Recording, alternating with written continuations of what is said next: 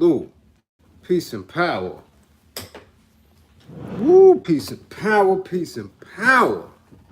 I thank the universal truth and the absolute laws of nature for guiding me. Come on now. Get it right. For guiding me, protecting me, and giving me the strength to endure the imperfect. I shall attack with vigor, making progressive moves. A divine mind knows, a divine mind shows. All things work in divine order. All things work in divine order. All things work in divine order. Peace and power. Salute, salute, salute. What's good? How are the people that struggle? Sade, what's good? What's good? How are you? Diesel, peace and power. What's good? All right, all right. T, what up, T? Your beautiful self. What's good? V, what up, V? Peace and power. What's going on? Y'all know what it is. Y'all know what it is. Hey, Debbie. What's good, Debbie? How you doing? How you doing? Glitch, what up? Yvette? Jay? Okay. Okay. No doubt. Much appreciated. Much appreciated. Oh, you got your hair done. Self-treatment, huh? We'll discuss that later on. Yes, we will. Yes, we will. Yes, we will. So, this is the first book club since I've been back, huh? Back in BK. How y'all feel?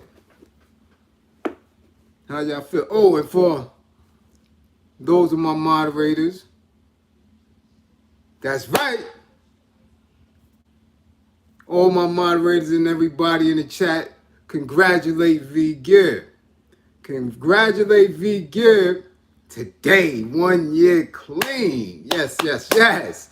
Everybody give that man purple hearts. Purple hearts for V Gibson. 1 year clean. Thank you, Deb, for the super chat. Thank you, Debbie. Thank you for all your sacrifices. We love you. Thank you. I love y'all too. Everybody give V Gibb. Greedy Vegan salute. V Gibb tonight, this evening, is 1 year sober, 1 year clean. We going now for the next 20 years, 30 years clean and sober. So everybody, that's right. Give yourself purple hearts. V Gibb, that's right. All right. We the people. Salute, salute. What's good? So V Gibb, I am definitely much honored and humbled that you have allowed me to walk this journey with you, this path of sobriety. Thank you. Salute, salute. Together we did that. Yes, we did. 1 year. And now we move on. We move on. We continuously aware of ourselves. 4 months sober. Greedy Vegan, salute, 4 months. Yes, sir. That's what we talking about. That's what we talking about. Salute yourselves. You dig? That's what this is all about. Utilizing technologies. Utilizing our time, our space, and our energy for the benefit of ourselves, for the betterment of ourselves. No bullshit, no fake doctrines, no what ifs. No. Critical thinking, strategies, being there for each other. That's what we do. That's what we do. That's what our tribe is about. Not talking about looking outside of ourselves. Nah, we can hold each other down and get that right. That's what we do. 1 year for V Gibb. 4 months, Greedy Vegan. That's what we do. And now we incorporate other life changing, other life sustaining energies, exercises, thoughts. That's what we do. That's what we do. We get to it. We get to it right here. I don't know about anywhere else. Right here, we get to it. We deal with actual facts. New Jersey, huh? Plainfield. There she go. There they go. Here go the Jersey mob. South Jersey. Here we go. Jersey mob, Texas. Look, we got Bay Area in the spot. Huh? We got Georgia.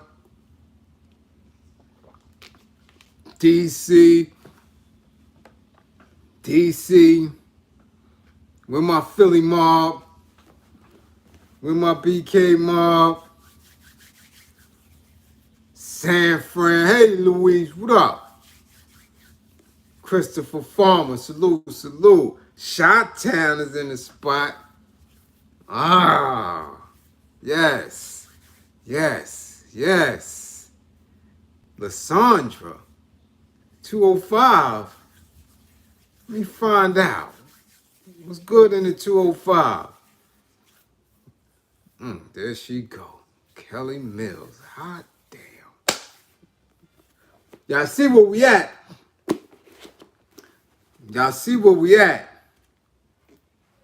Come on now.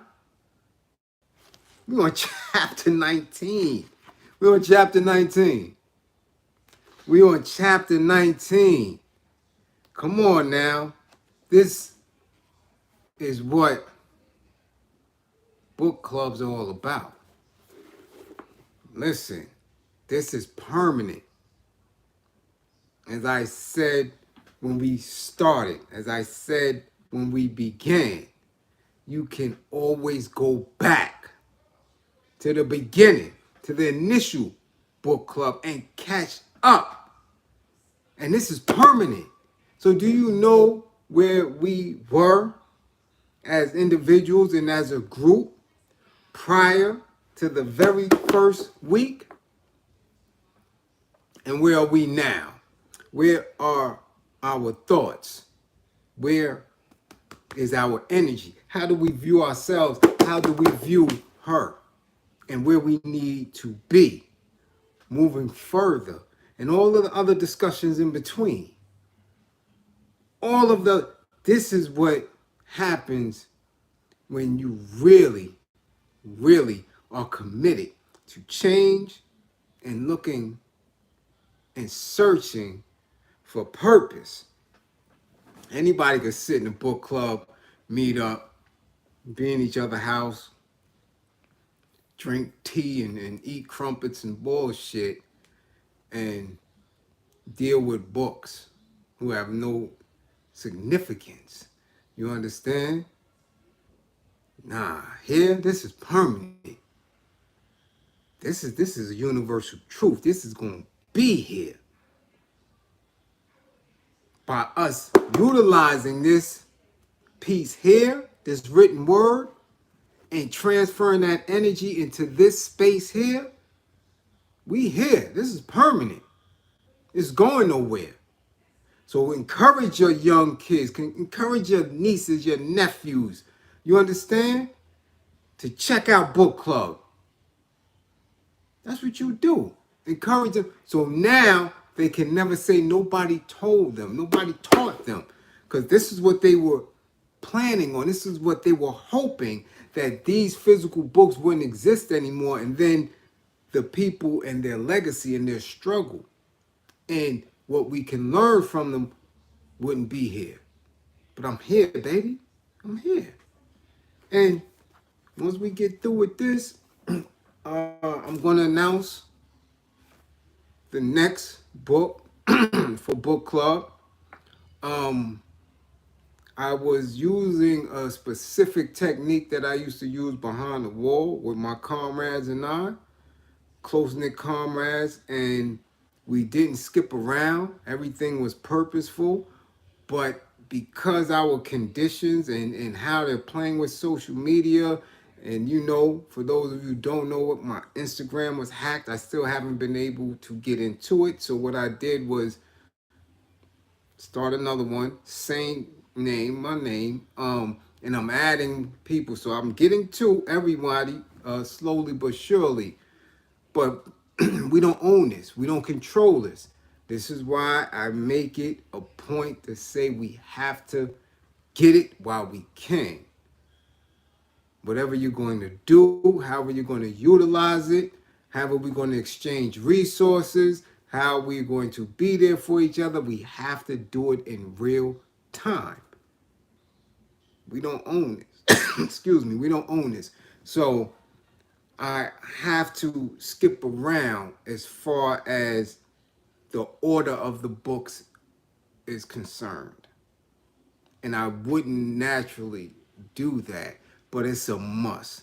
And since we have people of various backgrounds, various ages, and various geographical locations, I can do it. We can do it.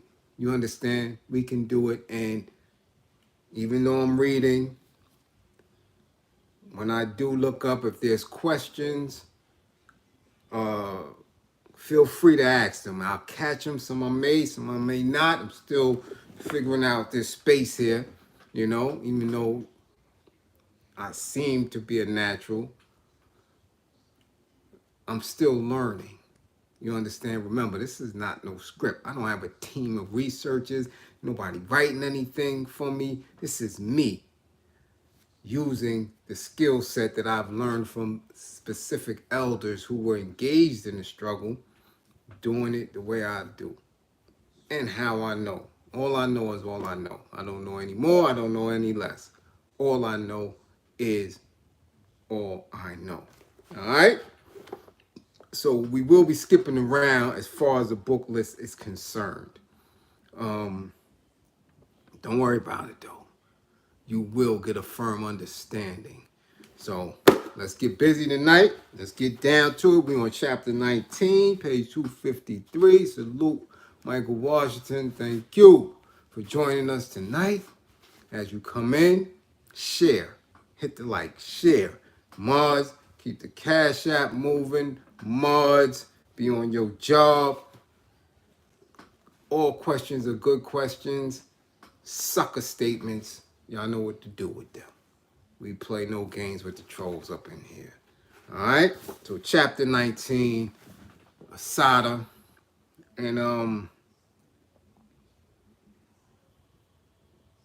you have an announcement or some information to put out there about assata today. T, come on now, T. Talk to us. Talk to us, T. What do we know about today? That's right. Today is Assata's born day. So we acknowledge her wherever she may be. We say happy born day. We salute her. We send her our loving energy and our protection. All right? So let's get busy. Let's get down with the get down. Chapter 19. I was transferred on April 8th, 1978, to the maximum security prison for women in Alderson, West Virginia, the federal facility designed to hold the most dangerous women in the country. I had been convicted of no federal crime, but under the Interstate Compact Agreement, any prisoner can be shipped like cargo to any jail in U.S. territory, including the Virgin Islands, miles away from family, friends, and lawyers. Through the device of this agreement, Sundiata had been transferred to Marion Prison in Illinois, the federal prison that was the most brutal concentration camp in the country. And salute to Sundiata, who was just recently released from captivity. As like I always say, from one plantation to the next. All right? We all on the plantation. All right? Let's not never forget that. These are all plantations. Whether you are on the plantation of Walmart, or the plantation of Amazon, or the plantation of Netflix, or the plantation of the Board of Ed, we're all on a plantation from one to the next. We don't own our labor. Understand that. You have to own your labor. You dig? Alderson was in the middle of West Virginia mountains, and it seemed as if the mountains formed an impenetrable barrier between the prison and the rest of the world. It had no airport, and to reach it, days of travel were necessary. The trip to Alderson was so expensive and difficult that most of the women received family visits only once or twice a year. I was housed in a maximum security unit, MSU, called Davis Hall. It was surrounded by an electronic fence topped by barbed wire, which in turn was covered by concertina wire, a razor-sharp type of wire that had been outlawed by the Geneva Convention. It was a prison within a prison. This place had a stillness to it, like some kind of bizarre death row. Everything was sterile and dead. And she's talking about the Geneva Conventions. The Geneva Convention was a convention held by countries, some, well, the majority in the United Nations, some in NATO, now, which is NATO, and it supposedly had a list and rules of engagement and warfare. And I am a holder of a Geneva Conventions card through my term in the Army as a combat medic. So if you are a medic in war, they are not supposed to target you.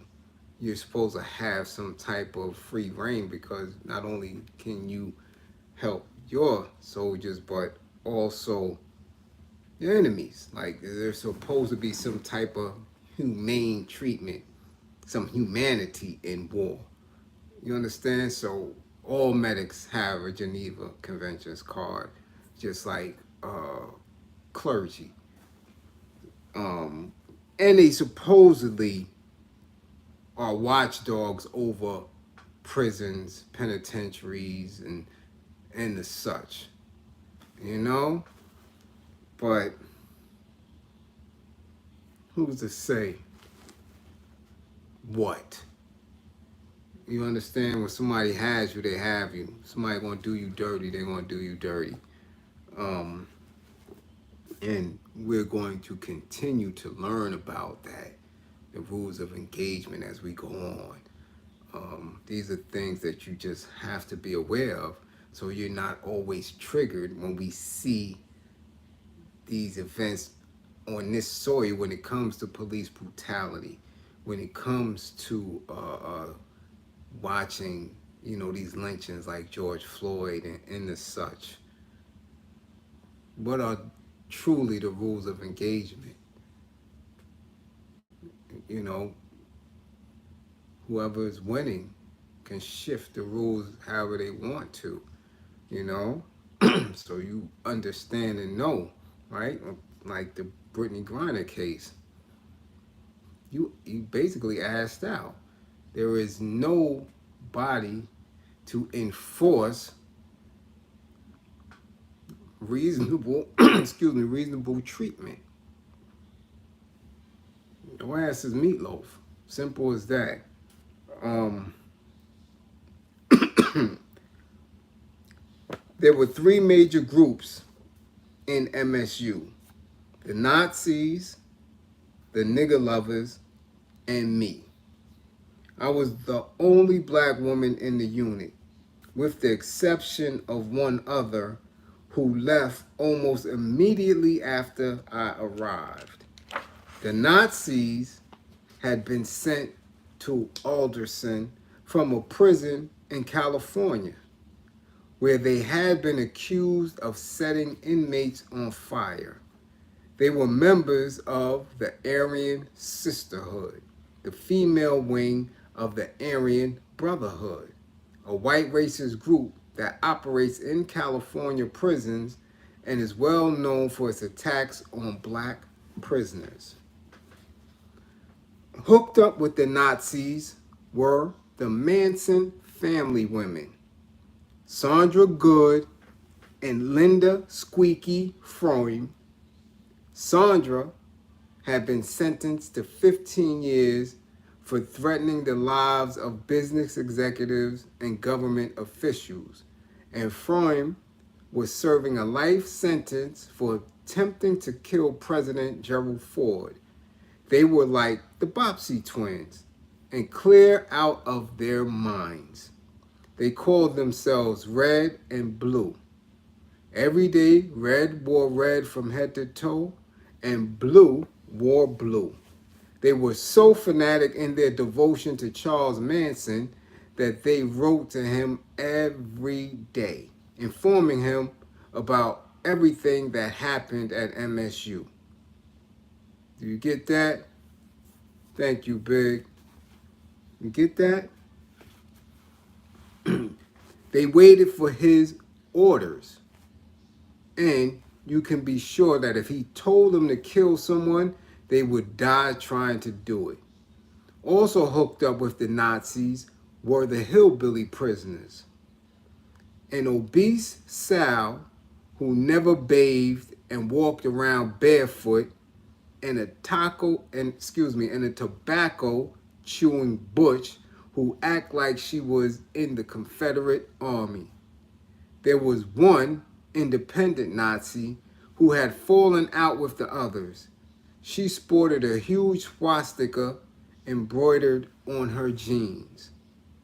Luckily, Rita Brown, a white revolutionary from the George Jackson Brigade, a group based on the West Coast, was among the 4 or 5 nigger lovers. All right? Listen and pay attention. We're at the end of the book. All right? Luckily, Rita Brown, a white revolutionary from the George Jackson Brigade, a group based on the West Coast, was among the 4 or 5 nigger lovers. She was a feminist and a lesbian and helped me to better understand many issues in the white women's liberation movement. Unlike Jane Alpert, whom I had met in the federal prison in New York and whom I couldn't stand either personally or politically, Rita did not separate the oppression of women from the racism and classism of U.S. society. We agreed that sexism, like racism, was generated by capitalist imperialist governments and that women would never be liberated as long as the institutions that controlled our lives existed. I respected Rita because she really practiced sisterhood and wasn't just one of those big mouths who go on and on about men. All right? Now, I've been telling y'all for years now, if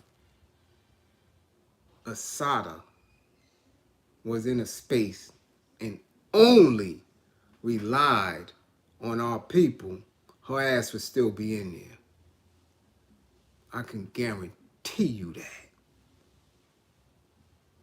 And through book club, you're going to get a much better understanding of how we function and how we articulate when we are really engaged in struggle.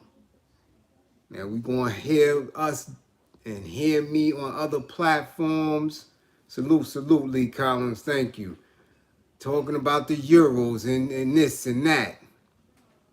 We have to speak common terms when we are talking to a general audience.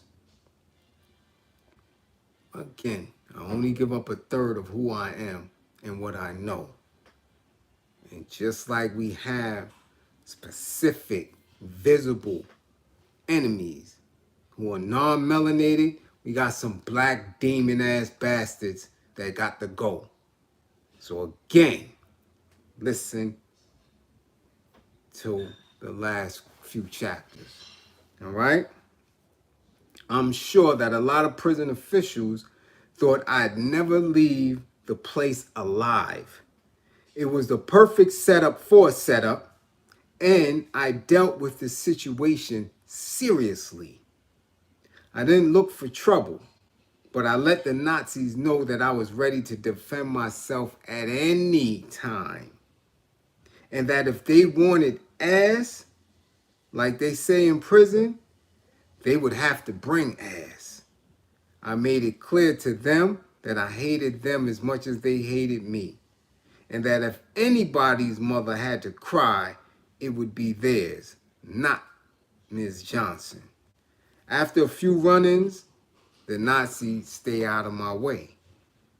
After I had been at Alderson for a while, we learned that the MSU would be closed down because it had been declared unconstitutional. A phase-out stratification program was implemented that enabled those in MSU to leave it during the day and to participate in the same activities permitted those in the general population. I got a job working on the general mechanics crew, was allowed recreation, attended classes, and was able to eat and visit with the other women in general population. Many of the sisters were black and poor and from DC. I'm going to say it again.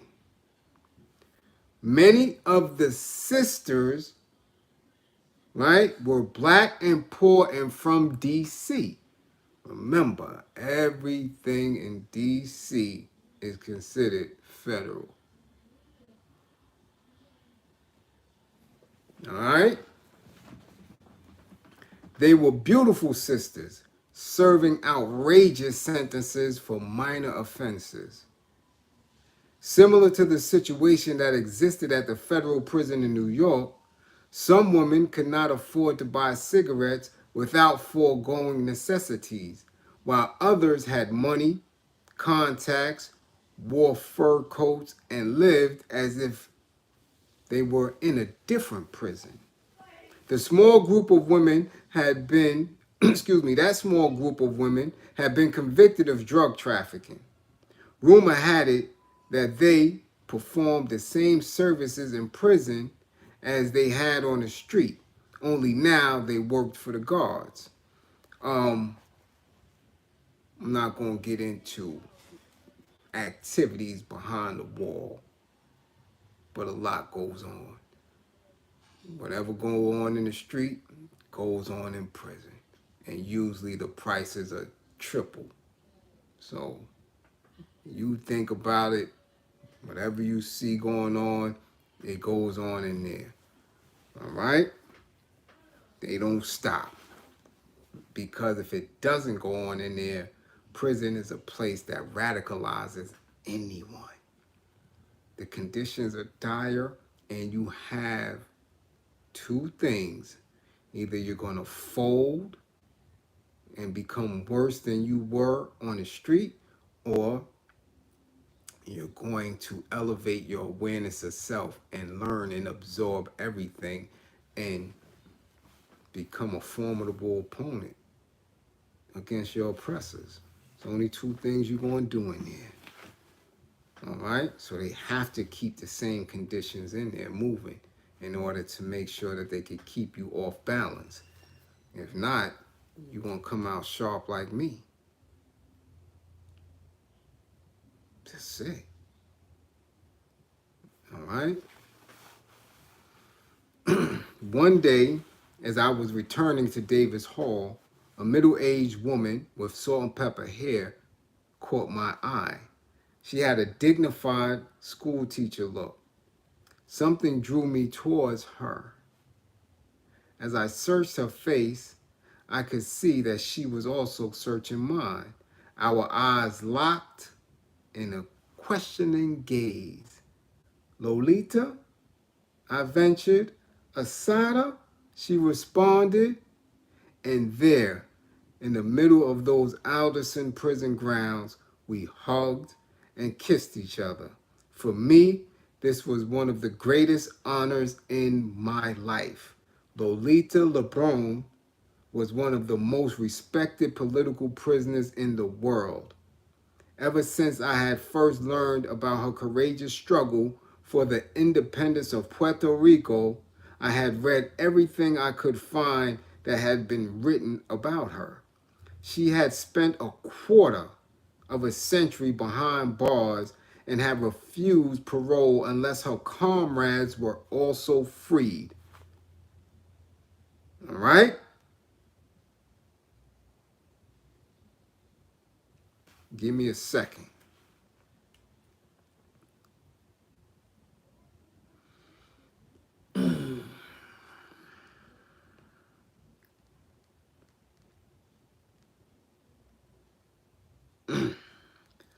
For me, this was one of the greatest honors in my life. Lolita LeBron was one of the most respected political prisoners in the world. Ever since I had first learned about her courageous struggle for the independence of Puerto Rico, I had read everything I could find that had been written about her. She spent a quarter of a century behind bars and had refused parole unless her comrades were also freed.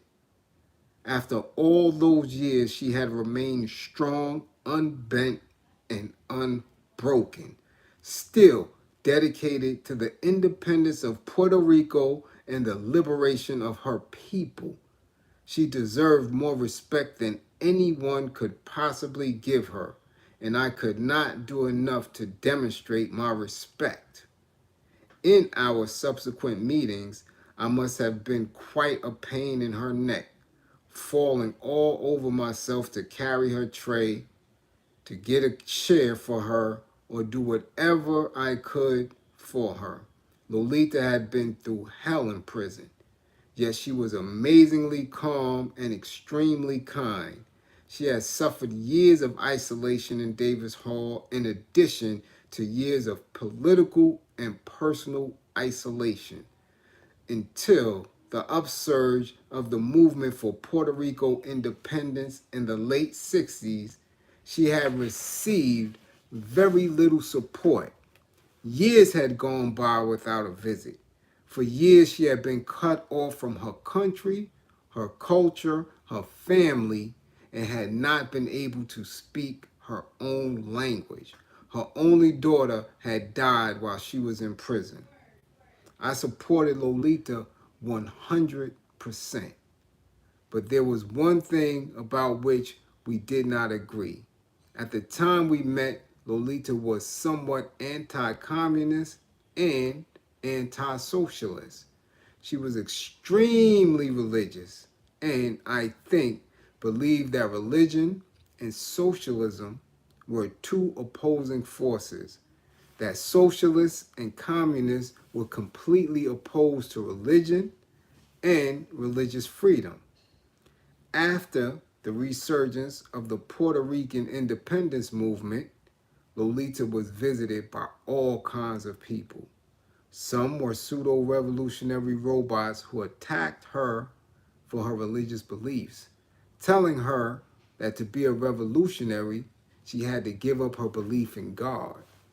It apparently had never occurred to those fools that Lolita was more revolutionary than they could ever be, and that her religion had helped her to remain strong and committed all those years.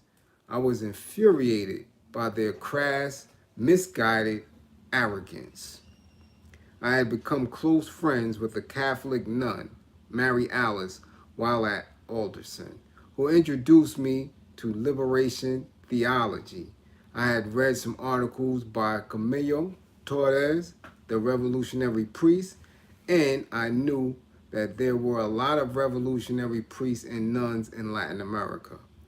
But I didn't know too much about liberation theology. I did know that Jesus had driven the money changers out of the temples and said that the meek would inherit the earth, and a lot of other things that were directly opposed to capitalism. He had told the rich to give away their wealth and said that it is easier for a camel to go through the eye of a needle than for a rich man to enter the kingdom of God. Matthew 19, verse 24. I knew a little bit, but I had too much respect for Lolita to open my mouth carelessly. I decided to study liberation theology so that I could have an intelligent conversation with her. I never got around to it though. The maximum security unit closed and I was shipped back to New Jersey. Lolita is free now, and she is no longer isolated from what is going on in her part of the world or in her church. I know that wherever she is praying and struggling for her people. All right? So you see, as I was saying, when you are behind the wall and you see those demons, you see those racists firsthand, when you feel their brutality, when you feel their boots, when you see their treatment of yourself and others, you need to learn about other people so you can come to some common ground in order to defeat your enemy, in order to stay strong, remain resilient. So as you will see on Book Club, we go through a lot of different books. We're going to touch a lot. So you won't be swayed by people that claim they on code and B1 and all these other funny letters and all this other dumb shit that separate us. We're going to have a true political education process. Trust and believe that. No bullshitting over here. So any newcomers, we welcome you. Definitely subscribe, definitely share, right? Definitely respect all my moderators. As you will see, most of them are queens. Please don't have me have my connections hunt your IP address down. I've done it before, I'll do it again. Do not disrespect my moderators at all. All right? Chapter 20, y'all. My mother brings my daughter to see me at the Clinton Correctional Facility for Women in New Jersey, where I had been sent from Alderson. I am delirious. She looks so tall. I ran up to kiss her. She barely responds. She is distant and standoffish. Pangs of guilt and sorrow fill my chest. I can see that my child is suffering. It is stupid to ask what is wrong. She is 4 years old, and except for these pitiful little visits, although my mother has brought her to see me every week wherever I am, with the exception of the time I was in Alderson, She has never been with her mother. I can feel something welling up in my baby. I look at my mother, my face a question mark. My mother is suffering too. I try to play. I make my arms into an elephant's trunk, stalking around the visiting room jungle. It does not work. My daughter refuses to play baby elephant or tiger or anything. She looks at me like the buffoon I must look like. I try the choo-choo train routine and the la la la la song, but she is not amused. I try talking to her, but she is puffed up and sullen. I go over and try to hug her. In a hot second, she is all over me. All I can feel are these little 4-year-old fists banging away at me. Every bit of her force is in those punches. They really hurt. I let her hit me until she was tired. It's all right, I tell her. Let it all out. She is standing in front of me, her face contorted with anger, looking spent. She backs away and leans against the wall. It's okay, I tell her. Mommy understands. You're not my mother, she screams, the tears rolling down her face. You're not my mother, and I hate you. I feel like crying too. I know she is confused about who I am. She calls me Mommy Assata, and she calls my mother Mommy. I try to pick her up. She knocks my hand away. You can get out of here if you want to, she screams. You just don't want to. No, I can't, I say weakly. Yes, you can, she accuses. You just don't want to. I look helplessly at my mother. Her face is choked with pain. Tell her to try to open the bars, she says in a whisper. I can't open the door, I tell my daughter. I can't get through the bars. You try and open the bars. My daughter goes over to the barred door that leads to the visiting room. She pulls and she pushes. She yanks and she hits. And she kicks the bars until she falls on the floor, a heap of exhaustion. I go over and pick her up. I hold and rock and kiss her. There's a long, there's a look of resignation on her face that I can't understand. We spend the rest of the visit talking and playing quietly on the floor. When the guard says the visit is over, I cling to her for dear life. She holds her head high and her back straight as she walks out of the prison. She waves goodbye to me, her face clouded and worried, looking like a little adult. I go back to my cage and cry until I vomit. I decide that it is time to leave.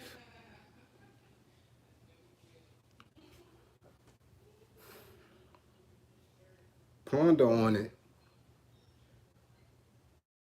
I decide that it is time to leave.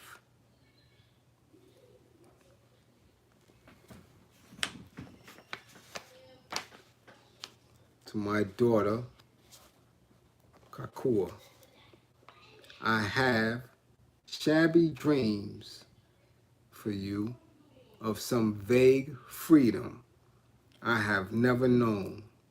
Baby, I don't want you hungry or thirsty or out in the cold.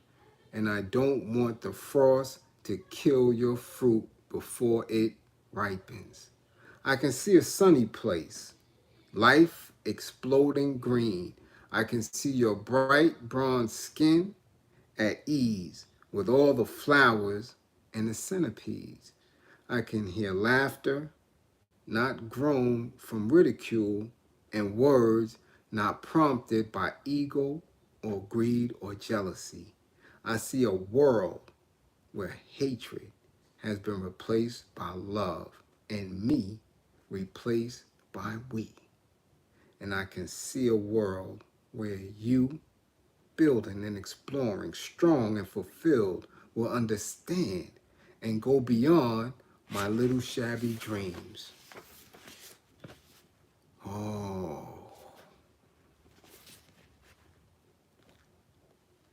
And you can see why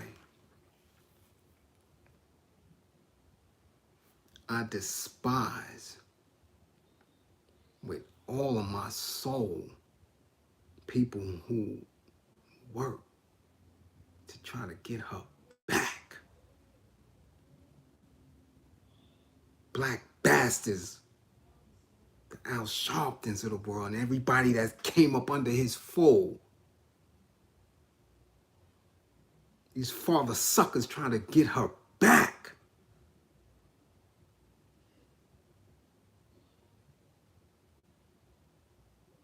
And you understand when I tell you they have nothing good for our people. Nothing. And these newfound bastards that's up under them and following their lead. How dare you sit and bargain with your enemy, enemies of her. Can't legislate nothing with them people.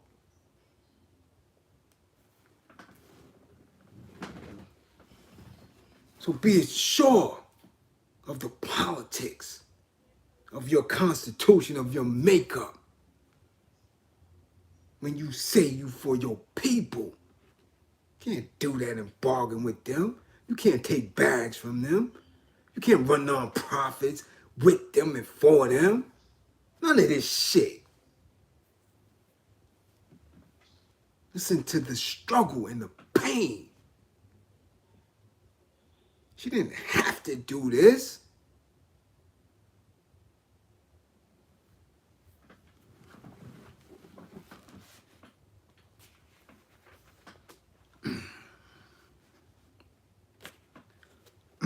My grandmother came all the way from North Carolina.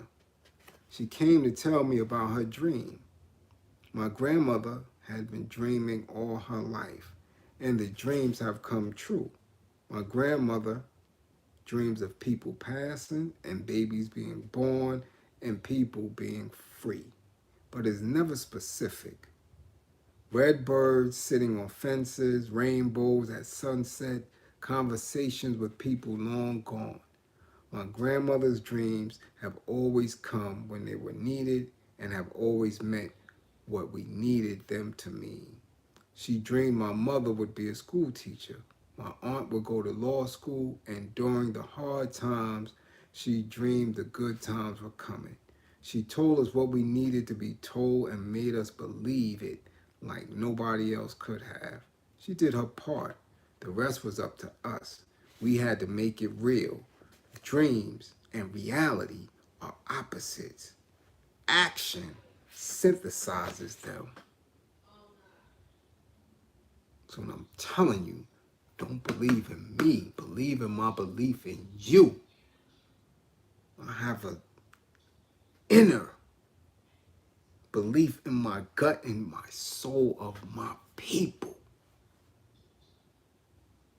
Trust that. I believe in you when nobody else will.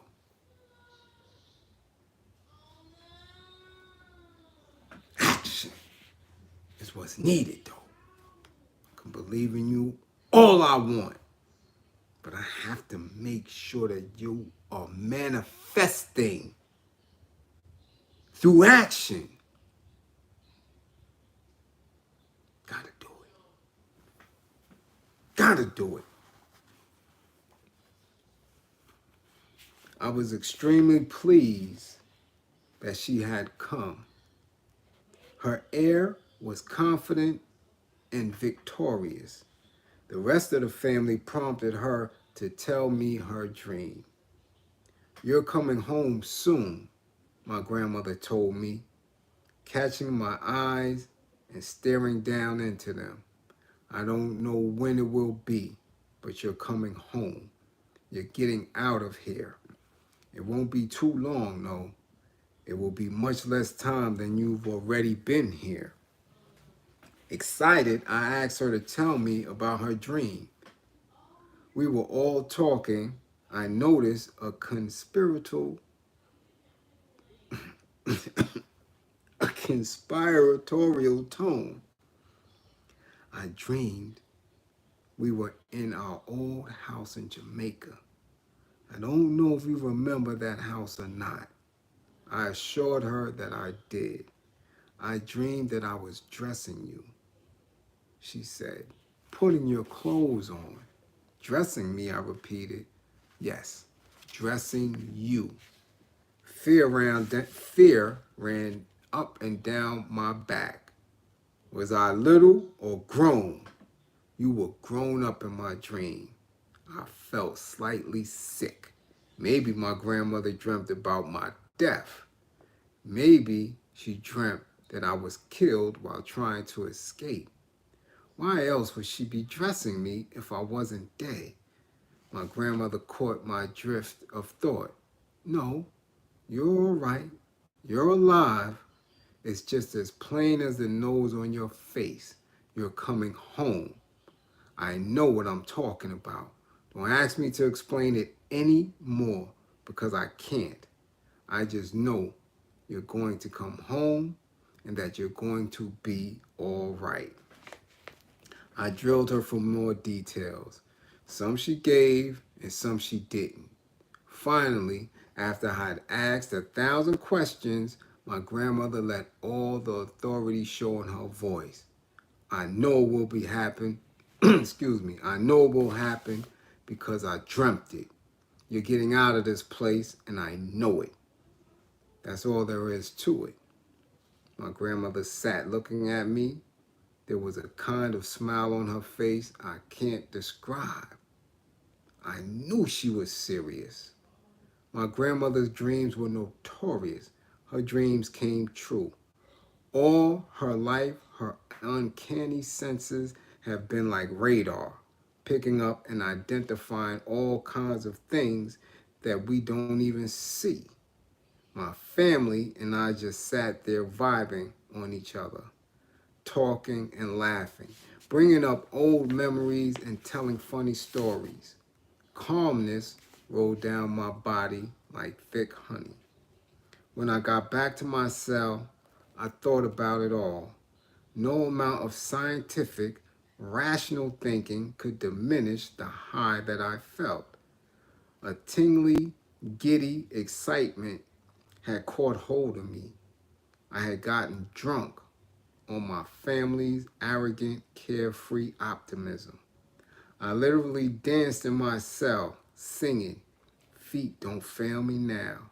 I sang the feet part real low, so I guess the guards must have thought I was bugging out, stomping around my cage singing, "Feet, feet, feet." You can't win a race by just running. My mother told me when I was little, you have to talk to yourself. Huh? I had asked. You have to talk to yourself when you are running and tell yourself you can win. It had become a habit of sorts. Anytime I'm faced with something difficult or almost impossible, I chant. Over the years, I've developed different kinds of chants, but I always fall back on the old one, I can, yes, I can. I called my grandparents a day or two before I escaped. I wanted to hear their voices one last time before I went. I was feeling kind of mush, and so, not to sound suspicious, I told them that I wanted to hear some more about the family's history, tracing the ties back to slavery. All too soon, it was time to hang up. Your grandmother wants to say something to you, my grandfather told me. I love you, my grandmother said. We don't want you to get used to that place. Do you hear me? Don't you let yourself get used to it. No, grandmommy, I won't. Every day out in the street now, I remind myself that black people in America are oppressed. It's necessary that I do that. People get used to anything. The less you think about your oppression, the more your tolerance for it grows. After a while, people just think oppression is the normal state of things. But to become free, you have to be acutely aware of being a slave.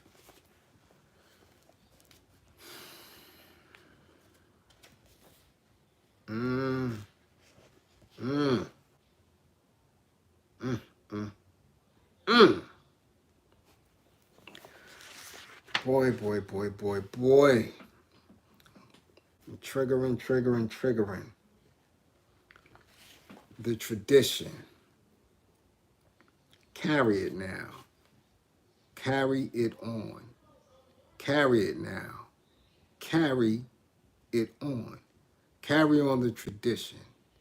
There were black people since the childhood of time who carried it on. In Ghana, in Mali, in Timbuktu, we carried it on. Carried on the tradition. We hid in the bush when the slave masters came holding spears. And when the moment was right, leaped out and lanced the lifeblood of would-be masters. We carried it on slave ships, hurling ourselves into oceans, slitting the throats of our captors.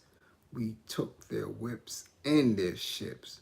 Blood flowed in the Atlantic, and it wasn't all ours. We carried it on.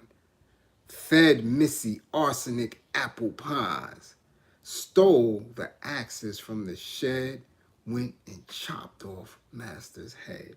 We ran, we fought, we organized a railroad and underground. We carried it on.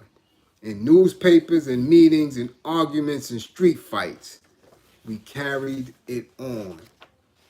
In tales told to children, in chants and cantatas, in poems and blue songs and saxophone screams, we carried it on soapboxes and picket lines, welfare lines, unemployment lines, our lives on the line. We carried it on cold Missouri midnights, pitting shotguns against lynch mobs, on burning Brooklyn streets, pitting rocks against rifles. We carried it on against water hoses and bulldogs, against nightsticks and bullets, against tanks and tear gas, needles and nooses, bombs and birth control.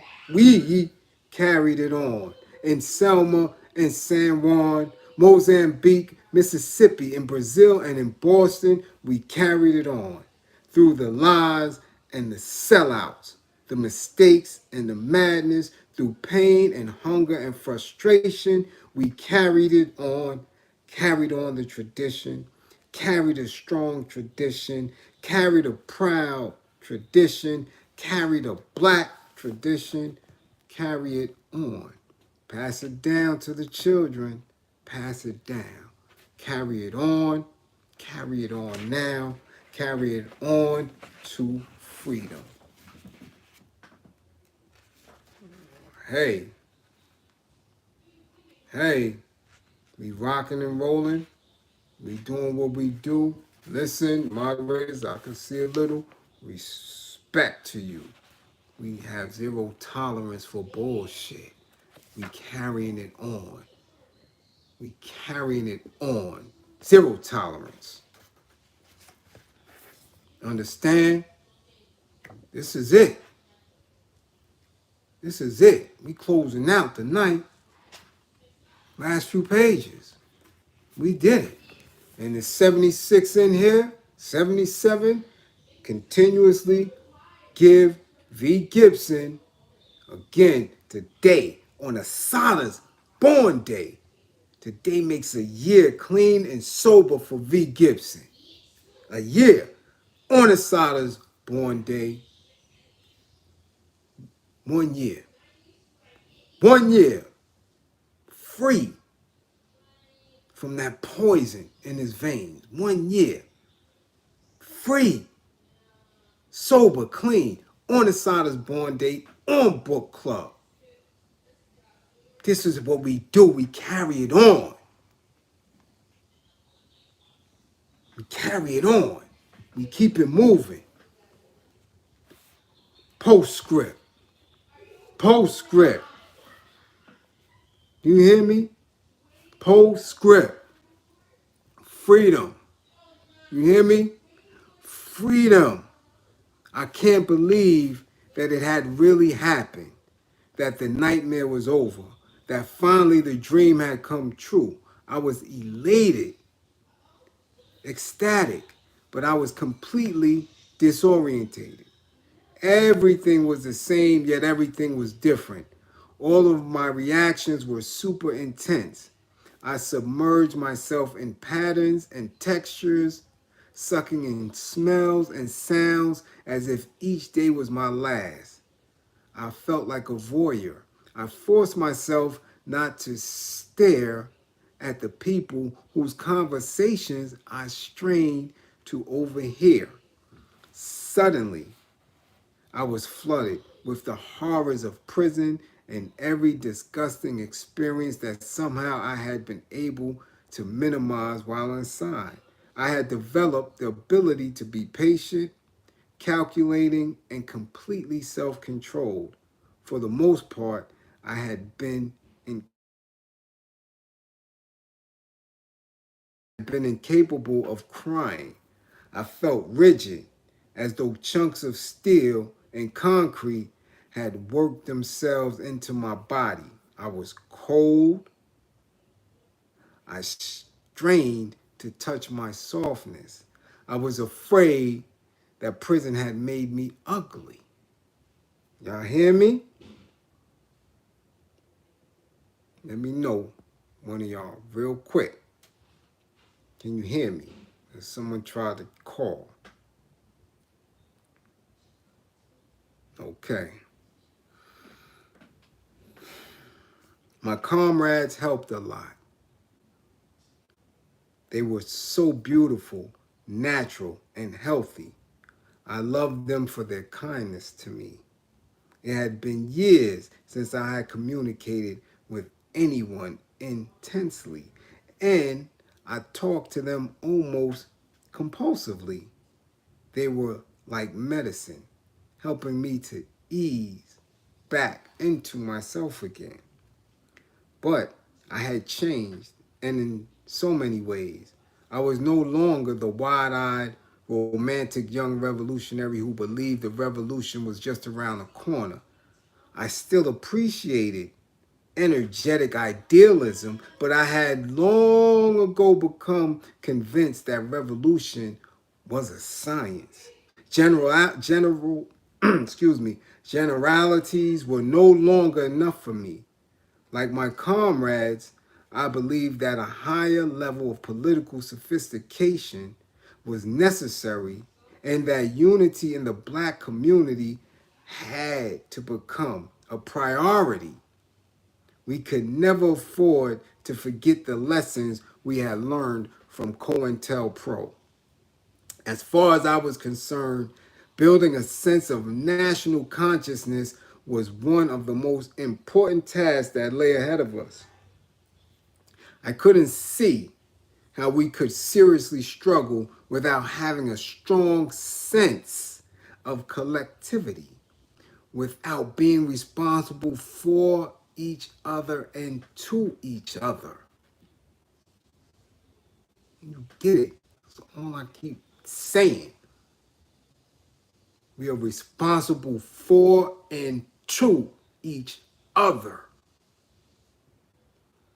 It was also clear to me that without a truly internationalist component, nationalism was reactionary.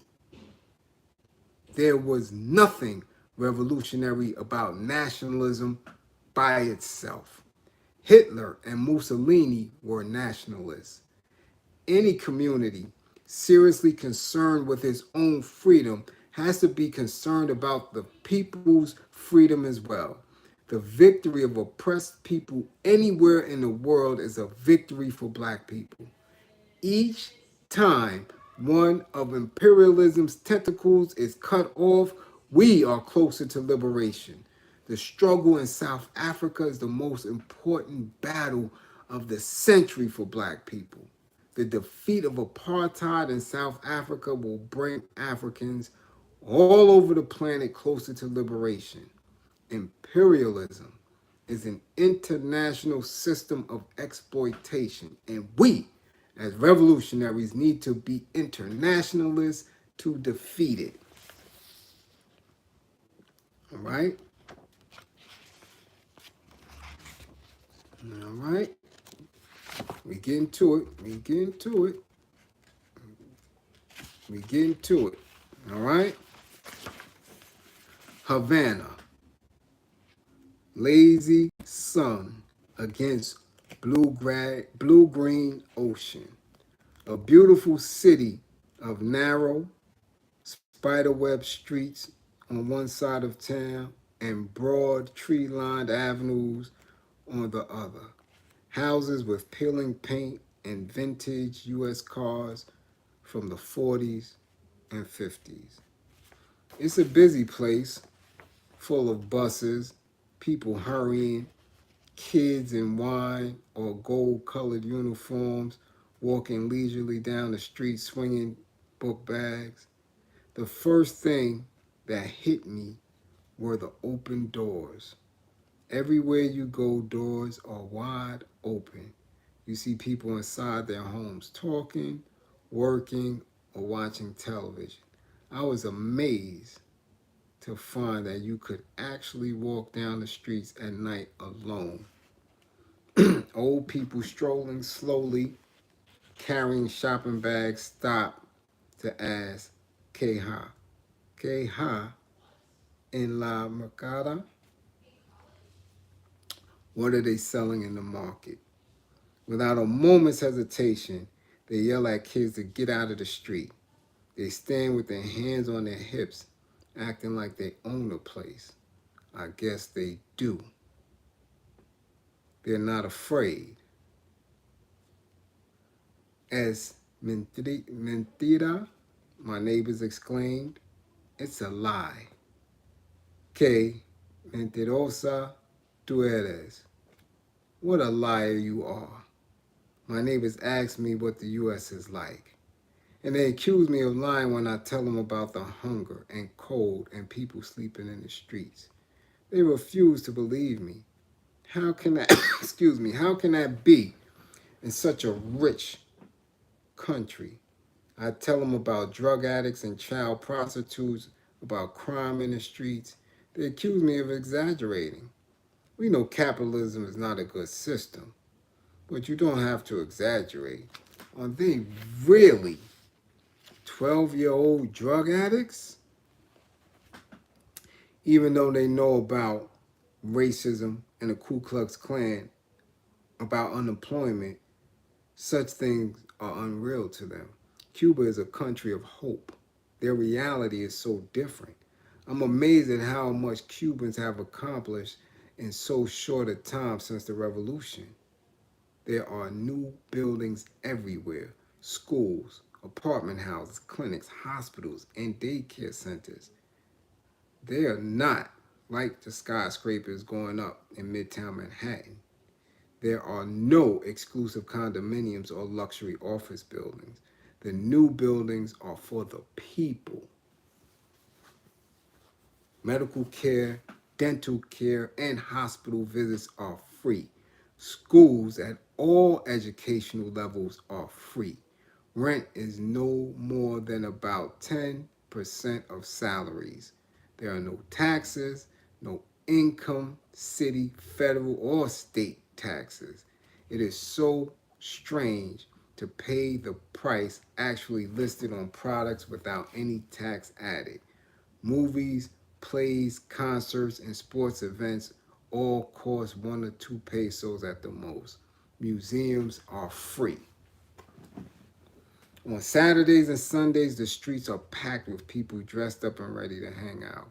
I was amazed to discover that such a small island has such a rich cultural life and is so lively, particularly when the U.S. press gives just the opposite picture. I'm being introduced at a party. The hostess tells me that the man is from El Salvador. I hold out my hand to shake his. A few seconds too late, I realize he is missing an arm. He asks me what country I come from. I'm so upset and ashamed, I'm almost shaking. Yo soy de los Estados Unidos, pero no soy Yankee, I tell him.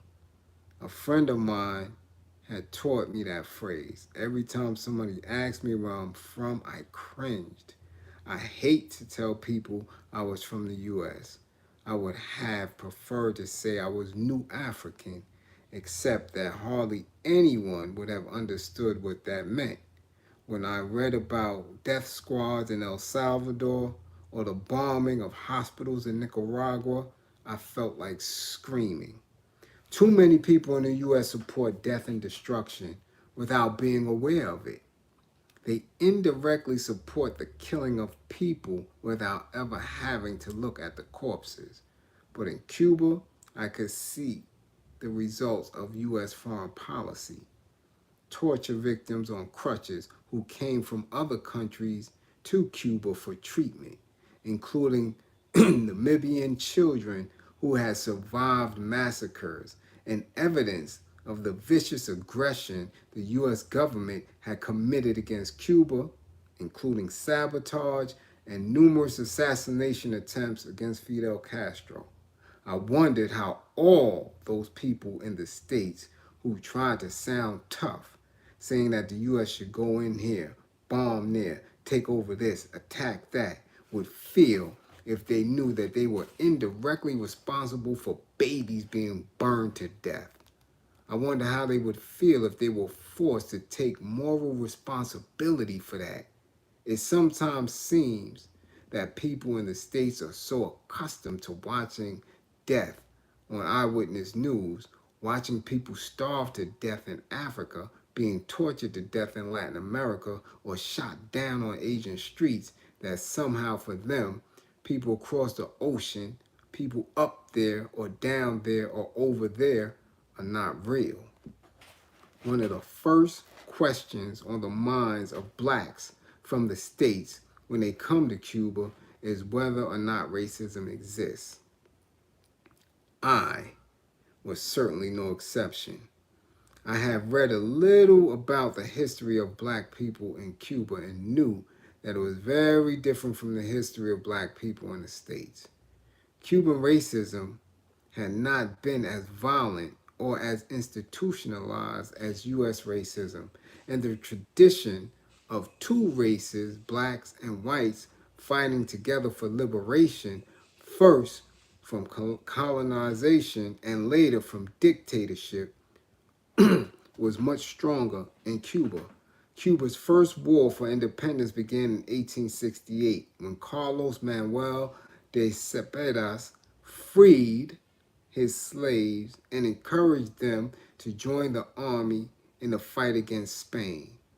One of the most important figures in that war was Antonio Maceo, a black man who was the chief military strategist. Blacks played a crucial role in Cuba's labor movement in the 1950s.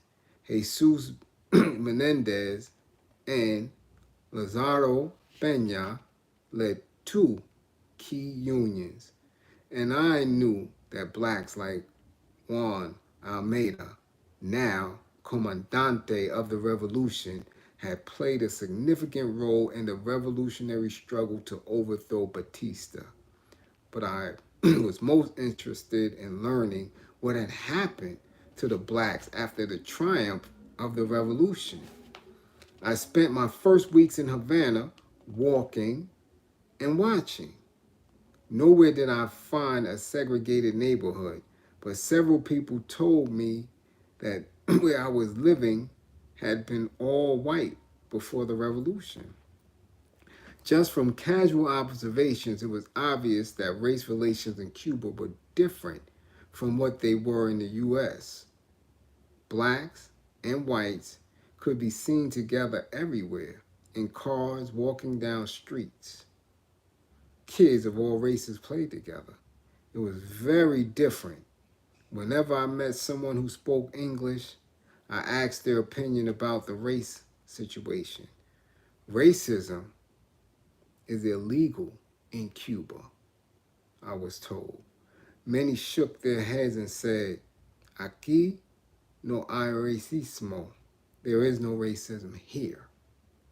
Although I heard the same response from everyone, I remained skeptical and suspicious. I couldn't believe it was possible to eliminate hundreds of years of racism just like that in 25 years or so.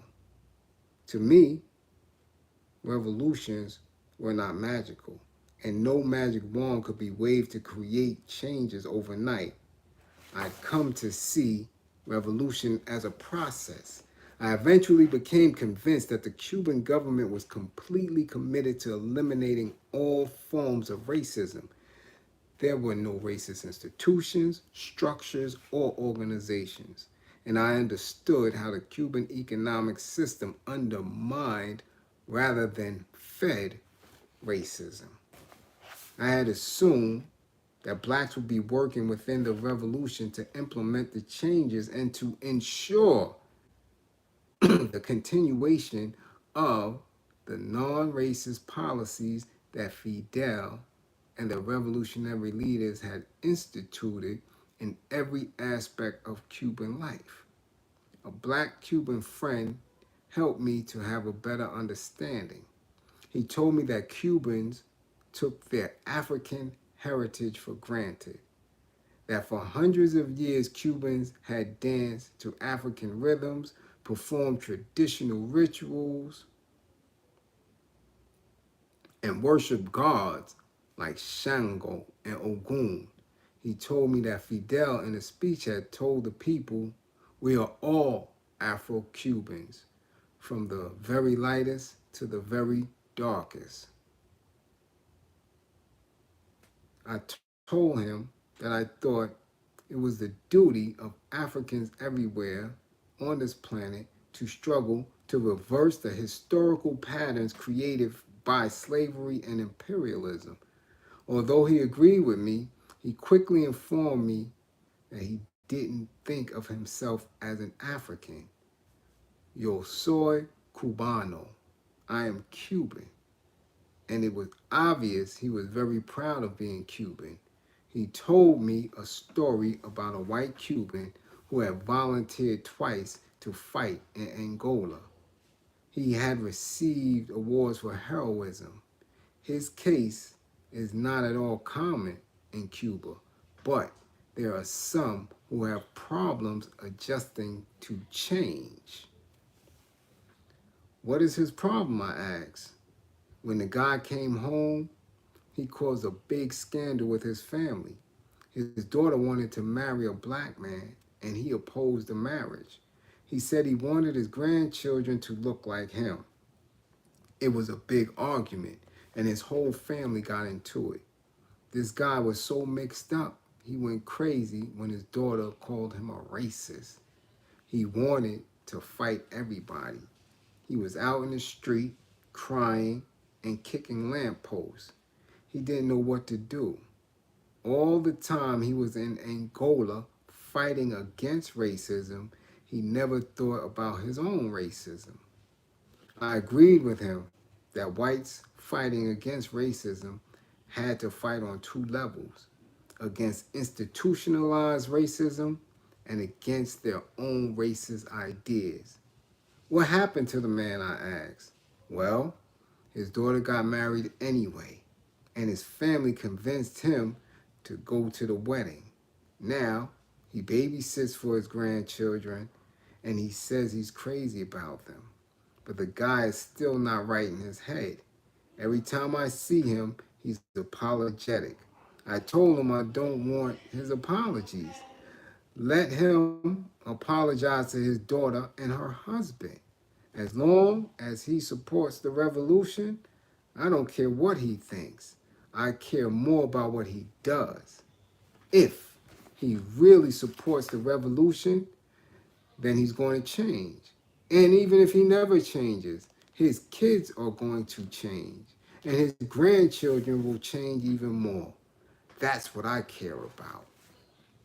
The whole race question in Cuba was even more confusing to me because all the categories of race were different. In the first place, most white Cubans wouldn't even be considered white in the US. They'd be considered Latinos. I was shocked to learn that a lot of Cubans who looked black to me didn't consider themselves black. They called themselves mulattoes, colorados, jabajos, and a whole bunch of other names. It seemed to me that anyone who wasn't jet black was considered a mulatto. The first time somebody called me a mulatta, I was so insulted that if I had been able to express myself in Spanish, we would have had a heated argument right there on the spot. Yo no soy, yo no soy una mulata. Yo soy una mujer negra y orgullosa, right? Soy una mujer negra.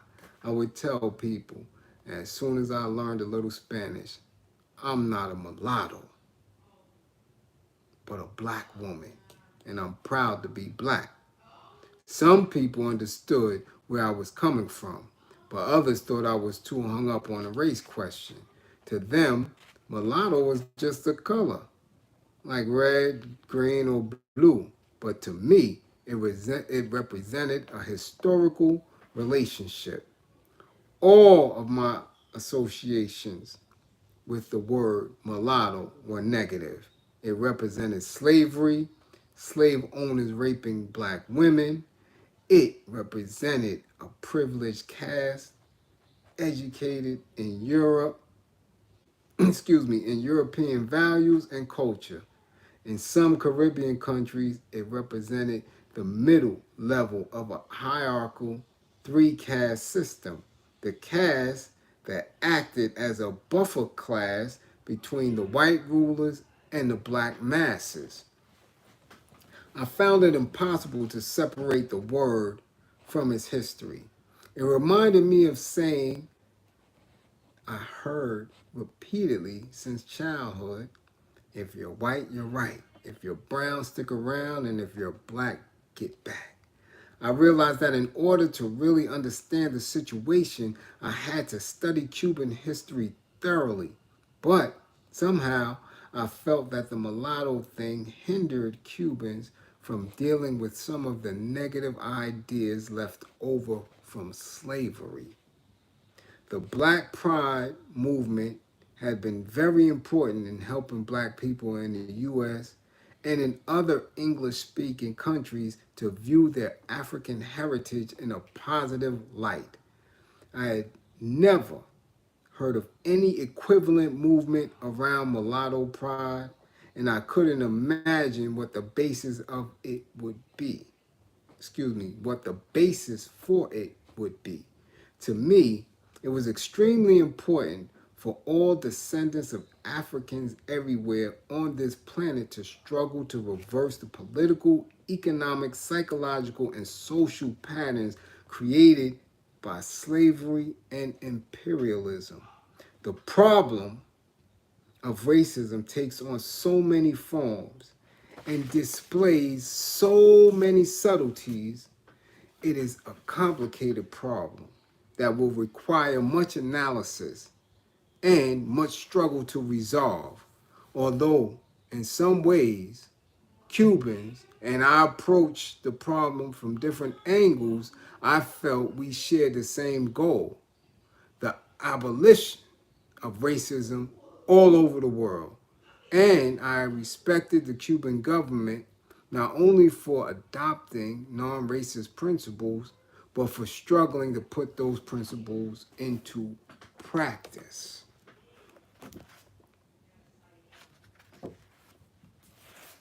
It's deep, right?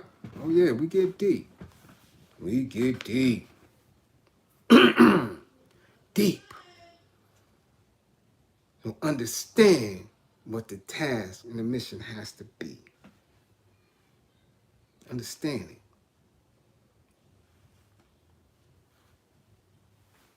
All right? I held my breath as I waited for my aunt to pick up the phone. It had been 5 years since I had since I had last spoken to her. 5 years since I had been able to contact my family. Excuse me. Hopefully, she hadn't changed her number. A click, and then at last I heard her voice. I was so happy. Auntie, I almost shouted, it's me, Assata. Who? Assata. Who? It's me, Assata. I'm in Cuba. I'm in Cuba. Oh, I love you. It's so good to hear your voice. How are you? The voice on the other end was my aunt's, but it was so cold I could barely, excuse me, I could hardly believe it. Oh, really? Assata? Right. Well, I'm fine. What's the matter, Auntie? Auntie, it's me, Assata. Are you all right? I'm fine. Auntie, oh, I missed you so much. It's all right. Everything's okay. I'm fine. I'm fine. How's everybody? How's everybody there? Again, the icy voice. Everything is just fine. What do you want? What do I want? What do you mean? What do I want? I want to talk to you. I love you. You sound so cold. Well, it, it, I, there was a pause and then say something so I'll know it's really you. Something only you and I know. Finally, understanding, I said the first thing that popped into my head. Auntie Panty, Jacko Stanty. It was a stupid childhood rhyme, and nobody else could possibly know it. I used to taunt her with it when I was a kid. It is you. Oh my God, it really is you, she screamed. Wait, give me a second to catch my breath. How are you? Fine, I said. How's mommy and Kakua? Your mother's fine. Oh, she's going to be so happy when I tell her I've talked to you. Kakua is fine too. Your daughter is so big, you won't recognize her. She's almost as tall as you are. I told her I wanted to call my mother and Kakua as soon as I finished talking to her. No, you call her tomorrow. Let me call her first so she really knows it's you. Where did you say you are? Cuba. I'm calling from Cuba. I'm a political refugee here. Cuba, my aunt repeated. Cuba? Are you okay there? I mean, are you safe? I think so, I told her. I feel fine. It seems that way. Talking to Kakuya and my mother the next day was like a dream. Hi, this little voice said into the phone.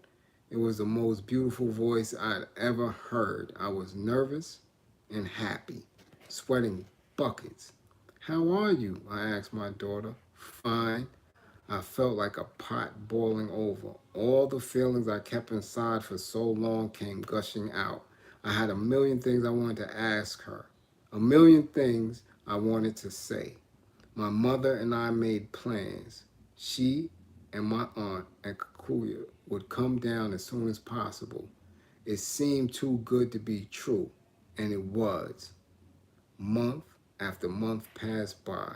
In order for Kakuya to get her passport, she needed a birth certificate. My mother told me that for 10 years, Elmhurst Hospital had refused to issue Kakuya a birth certificate. Finally, after months of hassling, Evelyn had to go to court to get a document proving that my daughter had been born. Over the months that followed, I began to understand the kind of hell that the police and the FBI had put my family through. After I had escaped, the police had so persistently and brutally badgered my mother that she had had a heart attack. What they had done to Evelyn was beyond belief. I understood why Evelyn had reacted to my call the way she did. At one time, Evelyn's office telephone had 10 intercepts on it. She and my mother had received phony notes in my handwriting. They had received telephone calls with my voice telling them to come to the spot and bring some money. They had found electric eyes and all kinds of other devices in and around their houses. They had experienced strange break-ins where nothing of value was taken, but they had survived and grown stronger in the process. As a plane swooped down over Havana, it seemed that my heart was beating on my ribs to get out. My stomach hurt. My mouth was dry like cotton. It seemed like a million people poured off the plane before the tall little girl with the great big eyes started down the ramp. I could see my mother looking frail, yet so determined, with my aunt behind her looking triumphant. How much we had all gone through. Our fight had started on a slave ship years before we were born. Venceremos, my favorite word in Spanish, crossed my mind. 10 million people had stood up to the monster. 10 million people only 90 miles away. We were here together in their land, my small little family holding each other after so long. There was no doubt about it. Our people would one day be free. The cowboys and bandits didn't own the world. We are completely digested assata.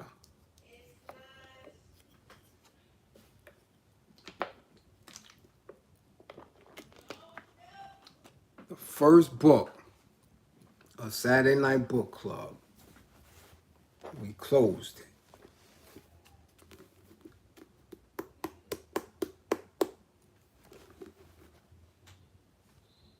Okay? So if you didn't know, now you do.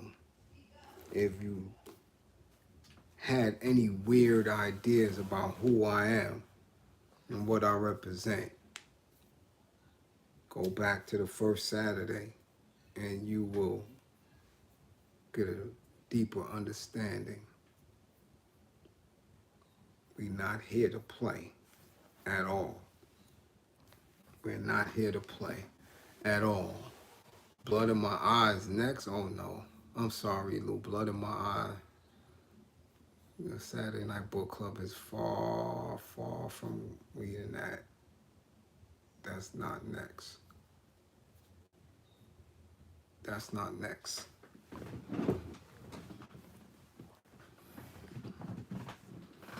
All right? You know how important it is, though. It's there. All right? It's definitely there. It's important. Trust and believe. It's there. All right?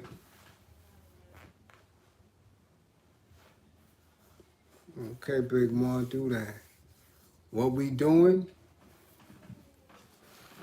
Again, as I said early in the bill before we started, and during the middle, that I'm going to jump to the next book.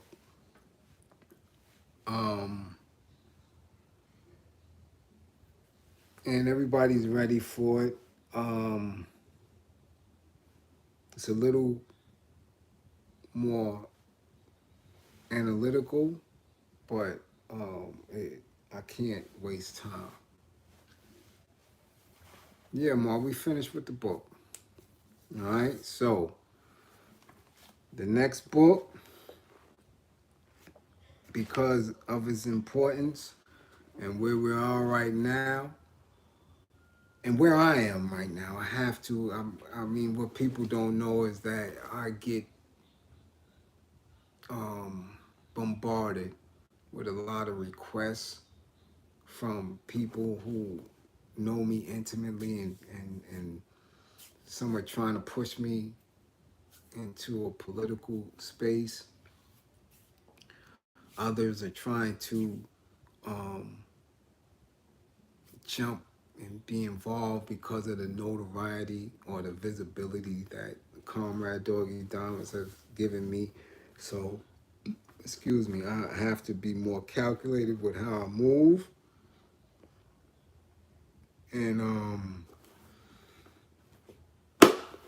so the next book, nah, Thug Love ain't next, Mom. Why are you so intrigued with Thug Love? Why are you so intrigued with this, Mom? Why? That's a space. It's a very different space for me. Very triggering. But the next one, this is the next book for Book Club.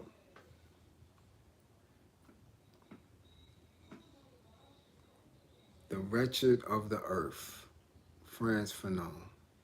Okay? Wherever you can get it, get it.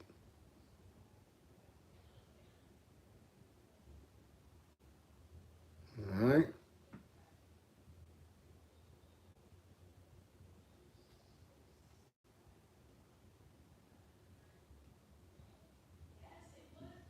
All right?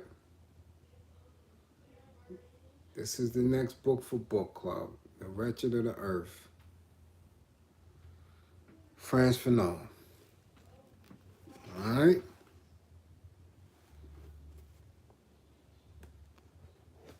Tuesday is coming, Ma. It's coming. We're going to get back into we're going to get back into this. We're going to get back into Thug Love Superman. Don't worry about it. It ain't going nowhere. It's me. It ain't going nowhere. It's not going anywhere. We're going to get back into that, but we have to get into some very, very important titles. All right? Very important titles. Those titles, this, not as important. Not as important. Got to get into some titles. All right, so Assata goes back on the shelf, and Fanon is next. All right, so again, I appreciate everybody who sat here and built with me this evening. Salute. I love my moderators. Y'all keep doing what y'all doing. I might be back on. I seen the comrade hit me while I was on, but remember, Wretched of the Earth. God 1982. One thing you will learn about me is specific doctrines, theories that don't deal specifically with fighting and winning, always going to play the back for me. Always. Always going to play the back for me.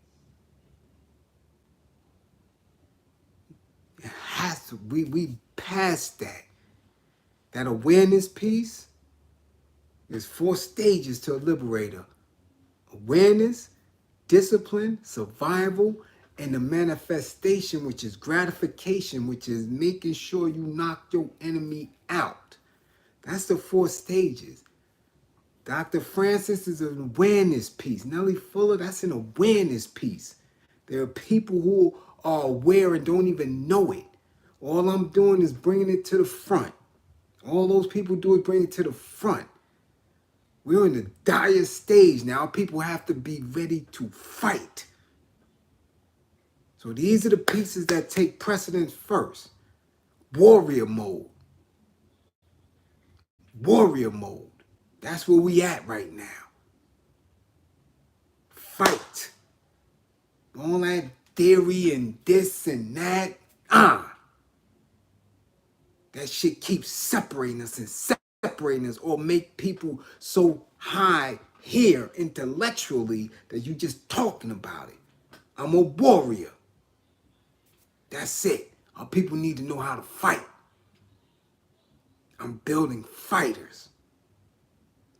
That's it. We'll get to them pieces.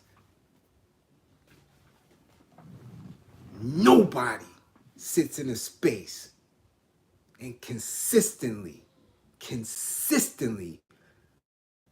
ups the level of militancy in our people. That's where I'm at. That's where I'm at with it. You dig? So again, salute. I love my people. Follow me wherever. All forms of social media, all platforms. Again, I might be on in a little while. Let me see what the comrade got going. Love my people. Happy born day to Assata Shakur. Congratulations to our comrade V. Gibson on his first year of sobriety, clean.